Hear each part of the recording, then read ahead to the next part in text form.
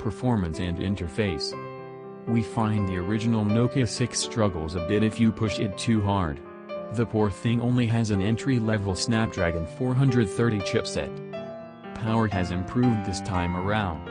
The new Nokia 6 has a Snapdragon 630 chipset, with a faster clock speed and significantly more powerful Adreno 508 GPU. We've only taken the Nokia 6, 2018, for a quick spin so far, but Android runs very well, as you'd hope. Judging by our previous experience with Snapdragon 630 phones, it shouldn't have too much trouble with high-end games like Asphalt 8 either. Just like every other recent Nokia smartphone, the new Nokia 6 runs a totally plain version of Android. It is part of the Android One platform, meaning there are no bonus apps to take up space and no custom interface elements to get in the way. Look at it, just like a Pixel phone, right? Some might say this also means there's little to set the Nokia 6 apart, but there's nothing wrong with clean and simple software.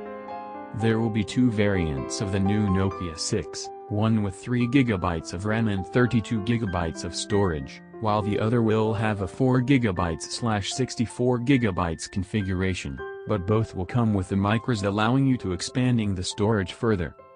In the UK it looks like only the 3GB/32GB configuration will be available, but we'll update this hands-on look once we know more.